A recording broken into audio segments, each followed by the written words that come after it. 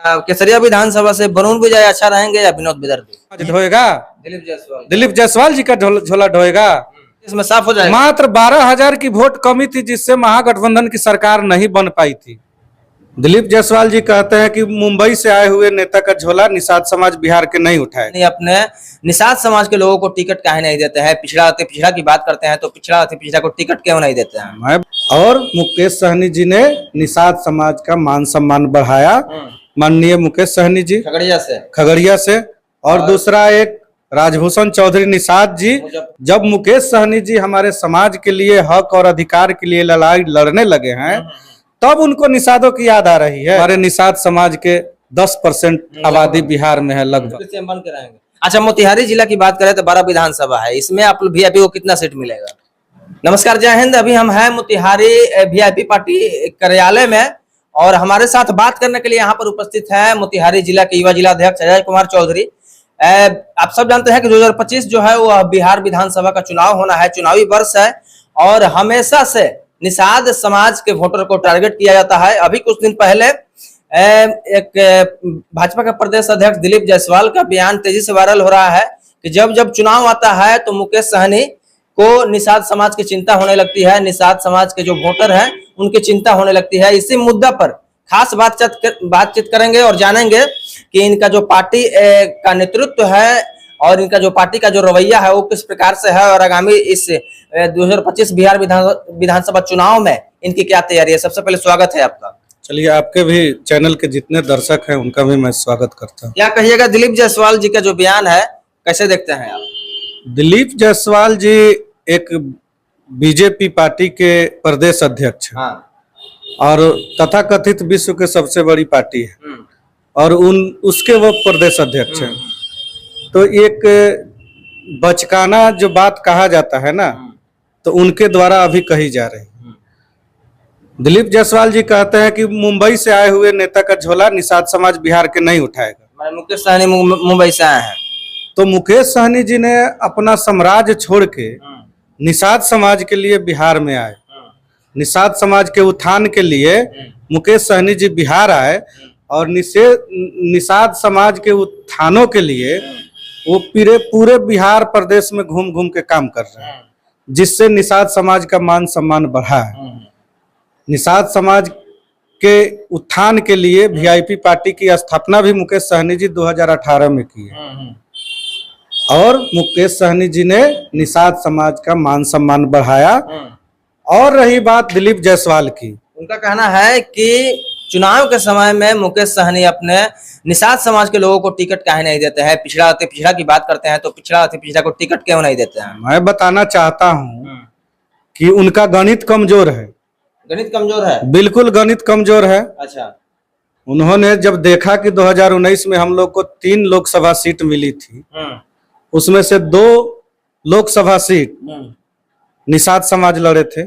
एक पे खुद माननीय मुकेश सहनी जी खगड़िया से और दूसरा एक राजभूषण चौधरी निषाद जी जो आजकल वो लोग का बीजेपी का झोला ढो रहे हैं और उल्टा ये लोग बात करते हैं। झोला किसका ढोना चाहिए ये तो खुद उनको समझ में आना चाहिए कि हमारे ही समाज के कुछ वैसे तथाकथित नेता लोग बीजेपी के झोला ढो रहे हैं। तो 2018 से पहले बीजेपी कहाँ थी? हमारे नेताओं को नेता क्यों नहीं बनाया? हमारे समाज के लोगों को अगले पायदान में क्यों नहीं बैठाया? जब मुकेश सहनी जी हमारे समाज के लिए हक और अधिकार के लिए लड़ाई लड़ने लगे हैं तब उनको निषादों की याद आ रही है। चलिए, उस पर हम आएंगे। 2019 की बात हो गई, अब आते हैं 2020 बिहार विधानसभा चुनाव में जिसमें आप लोगों को 11 सीटें मिली थी। जी, 2020 में 11 सीट मिली थी। इसमें मैं कहूंगा उनका थ्योरी कमजोर है। उन्होंने कहा कि निषाद को क्यों नहीं टिकट देते? निषाद को टिकट नहीं मिला। उनको याद होना चाहिए कि सुगौली विधानसभा से श्री रामचंद्र सहनी जी को कौन टिकट दिया? वीआईपी से लड़े। क्या वो निषाद नहीं थे? खुद सन ऑफ मला सिमरी बख्तियारपुर से लड़े, क्या वो निषाद नहीं थे? जयराज चौधरी बिंद चुनाव लड़े, क्या वो निषाद नहीं थे? और इसके अलावा भी अति पिछड़ा समाज को हमने 5 टिकट देने का काम किया था। बाकी एससी के लोग थे, पिछड़ा समाज के लोग थे, अपर कास्ट के लोग थे। अच्छा, इस बार 2024 में भी आप लोगों को लोकसभा में 3 सीटें मिली थी। तो इस समय भी हम लोगों ने, बात होती है ना कि बिहार में बात होती है पिछड़ा की, अति पिछड़ा की। बीजेपी से मैं पूछना चाहता हूं, कितने अति पिछड़ा को सीट दिए? आपको 110 सीट पे आप बीजेपी खुद चुनाव लड़ी थी, कितने अति पिछड़ा को सीट दिए, कितने प्रतिशत? हमने एक, मेरा एसी का सीट था गोपालगंज का, वहां पे मैं एसी के भाइयों को लड़ाया। यहाँ पिछड़ा समाज के मोतिहारी में भाइयों को लड़ाया। वैसे ही हम झंझारपुर में पिछड़ा समाज के लोगों को लड़ाया। तो आप तो सिर्फ पिछड़ा और अति पिछड़ा और एसी की बात करते हैं। धरातल पे तो वीआईपी पार्टी काम करती है, चाहे अति पिछड़ा हो, शेड्यूल कास्ट हो, माइनॉरिटी हो, पिछड़ा हो, दलित हो, उसकी बात तो वीआईपी पार्टी करती है और उस पर खरा उतरती है। रही बात मुंबई वाले नेता का झोला निषाद समाज नहीं ढोएगा, उनका कथन है। तो इस पे मैं फिर से बता देना चाहता हूं कि क्या प्रदेश अध्यक्ष का झोला मेरा समाज ढोएगा? दिलीप जायसवाल जी का झोला ढोएगा? अपने भाई का झोला नहीं ढोएगा और दिलीप जायसवाल जी का झोला ढोएगा? उनका कहने का तात्पर्य यही है। कहने का तात्पर्य ये है, अगल बगल में बैठा लिए रहते हैं, हरीश ऑफिस में 5 लोग, पूरे बिहार प्रदेश से 5 लोग आते हैं। और देखते हैं ना, एक छोटा सा कार्यक्रम भी वीआईपी पार्टी की होती है तो वहां पे हजारों हजार की संख्या में निषाद समाज के लोग खास करके वहां पे आते हैं। तो तथाकथित 5 लोग निषाद समाज के भाड़े पे बुला के अगल बगल में बैठा लेना और एक छोटा सा कार्यक्रम मुकेश सहनी जी करते हैं तो वहां पे हजारों हजार की निषाद समाज की उपलब्धि वहां पे बैठक हो जाती है। तो क्या निषाद समाज मुकेश सहनी जी के साथ नहीं है ना? तो इससे उनको अंदाजा लग चुका है कि आने वाले 2025 के चुनाव में बीजेपी का सुफड़ा साफ होने वाला है। 2025 में साफ हो जाएगा। मात्र 12,000 की वोट कमी थी जिससे महागठबंधन की सरकार नहीं बन पाई थी पिछले 2020 में, जिस समय मुकेश सहनी जी महागठबंधन के साथ नहीं थे। अच्छा। इस बार तो कमर कस के महागठबंधन के साथ है। और माननीय नीतीश कुमार जी के जनगणना के अनुसार हमारे निषाद समाज के 10% आबादी बिहार में है लगभग। तो क्या होगा बीजेपी का इस बार? इससे अंदाजा उनको लग गया है। छटपटाहट है, बौखलाहट है कि किस तरह मुकेश सहनी जी मेरे पार्टी में आ जाए ताकि मेरा सरकार बन जाए। लेकिन दिलीप जायसवाल जी और बीजेपी के लोग दुई सपन देख रहे हैं। 2025 में उनका सुफड़ा साफ होने वाला है। ऐसा कोई शर्त है कि नहीं मुकेश सहनी के कि बीजेपी अगर ऐसा कर देती है तो हम उनके साथ चले जाएंगे? बिल्कुल शर्त है। वर्षों से हमारा मांग है निषाद आरक्षण, निषाद समाज का आरक्षण जो बीजेपी के टेबल पे पड़ा है दिल्ली में, उसको अविलंब घोषणा करवा दीजिए ना। बीजेपी के साथ चले जाएंगे?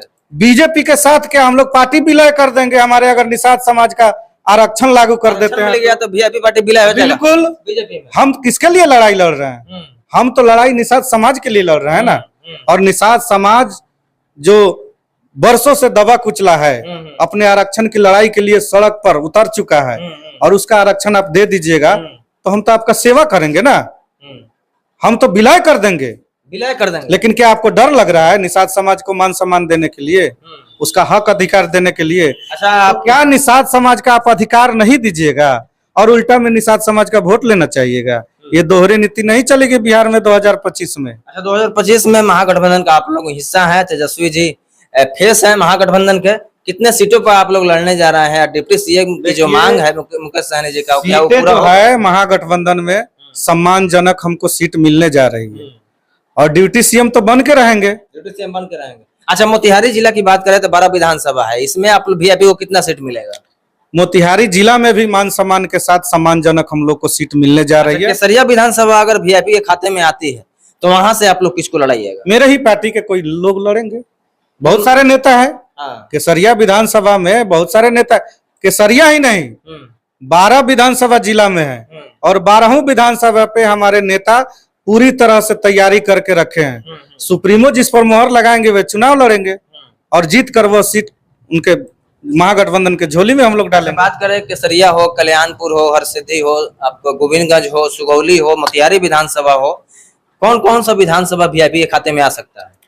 देखिए, हम लोग यहाँ का जो संभावित सीट है उसकी सूची हम लोग सुप्रीमो को दे दिए हैं। कौन कौन सा सोचे थे? अब सूची रहने दीजिए, 12 विधानसभा पे तैयारी है, लेकिन हम जहां से लड़ना चाहते हैं उसकी सूची सुप्रीमो को दे दिए हैं। कुछ ऐसी बातें होती है जो बाद में बताई जाएगी, ऑन कैमरा नहीं बताई जाएगी, लेकिन हमारी तैयारी 12 विधानसभा पे, 12 विधानसभा 12 विधानसभा 243 विधानसभा में 243 पूरे प्रदेश में है। और जिला के अंदर, चूंकि हम लोग जिला का हम लोग कमान संभाले हुए हैं, तो जिला के अंदर 12 विधानसभा पे तैयारी है। और प्रमुख रूप से जो हम लोगों ने सूची दिया है उस पर विशेष तैयारी है। और अगर 12 विधानसभा में कहीं से भी सीट मिल जाती है तो उसको फतह करके हम लोग वीआईपी के झोली और महागठबंधन के झोली में हम लोग देने का काम करेंगे। अच्छा, केसरिया विधानसभा से वरुण विजय अच्छा रहेंगे या विनोद विदर्भी? ये चीज हमारे वहां पे शीर्ष नेतृत्व तय करेंगे, क्योंकि तैयारी हमारी मजबूती है। और जहाँ पे एक नहीं दर्जनों नेता तैयारी करते हैं, तो इससे समझिए ना कि वह सीट कितना मजबूत है। वाल्मीकि नगर में हाल ही में आप लोग 2 दिवसीय आईटी सेल का वहां पर बैठक किए हैं, उसका क्या उद्देश्य था?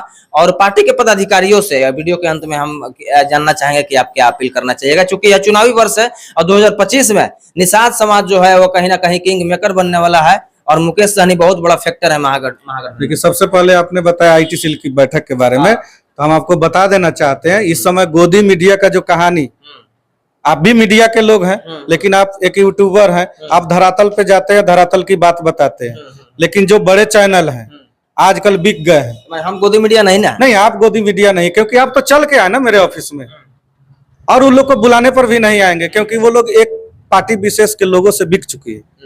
और आईटी सेल को सशक्त किया गया है। आईटी सेल के हमारे जितने भी पदाधिकारी हजारों की संख्या में आप देखे होइएगा, वाल्मीकि नगर सभागार में जो बैठक हुई है, आईटी सेल को धारदार पहले से भी ज्यादा बनाया गया है।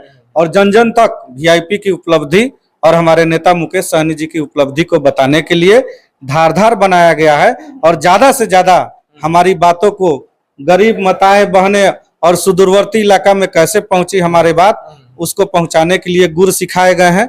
और रही बात कार्यकर्ताओं की क्या अपील कर सकते हैं, तो हम अपने जिला के जितने भी पार्टी के पदाधिकारी हैं, मैं उनसे अपील करता हूं कि 2025 एकदम नजदीक है, अपने अपने पंचायत अपने अपने प्रखंड में लग जाइए, क्योंकि अभी नहीं तो कभी नहीं, क्योंकि महागठबंधन का जो कोऑर्डिनेशन कमेटी है वो बन रही है। बहुत मजबूती से इस बार हम लोग चुनाव में उतरेंगे। अगर हमारी कोऑर्डिनेशन कमेटी मजबूत रहेगी और हमारा संगठन पंचायत से लेकर जिला स्तर तक मजबूत रहेगा, तो निश्चित रूप से हम लोग इस चुनाव में किंग मेकर साबित होंगे और आने वाले दिन में ड्यूटी सीएम हमारे नेता बनेंगे। चलिए, अंतिम सवाल आपसे रहेगा कि अगर 12 विधानसभा में से कोई एक विधानसभा से चुनाव लड़ना हो तो आप कौन सा विधानसभा चुनिएगा? देखिए, हम तो बताए ना कि 12 विधानसभा पे मजबूती से तैयारी है और हमें अभी चुनाव नहीं लड़ना है। अभी हमें बिल्कुल, मैं अपना पर्सनल बात करता हूँ कि हमको अभी संगठन पे काम करना है। बाकी बड़े बड़े नेता लोग हैं जिला के अंदर, सब लोग तैयारी में लगे हैं। जहां से भी उनको शीर्ष नेता का आदेश होगा वहां चुनाव लड़ेंगे और उस सीट को हम लोग फतह करने का काम। चलिए, ये थे हमारे साथ जुड़े हुए थे वीआईपी पार्टी मोतिहारी के युवा जिला अध्यक्ष अजय कुमार चौधरी, जिनका साफ साफ कहना है कि 2025 में हमको अभी बिहार विधानसभा चुनाव में इसमें विधायकी नहीं लड़ना है, विधायक का चुनाव नहीं लड़ना है, अभी संगठन पर काम करना है, पार्टी को मजबूत करना है। बाकी अब तमाम लोग पूरे प्रकरण पर क्या सोचते हैं, प्रतिक्रिया बताइएगा। फिर से हम मिलते हैं अगले वीडियो में किसी अगले न्यूज के साथ। जय हिंद, जय बिहार।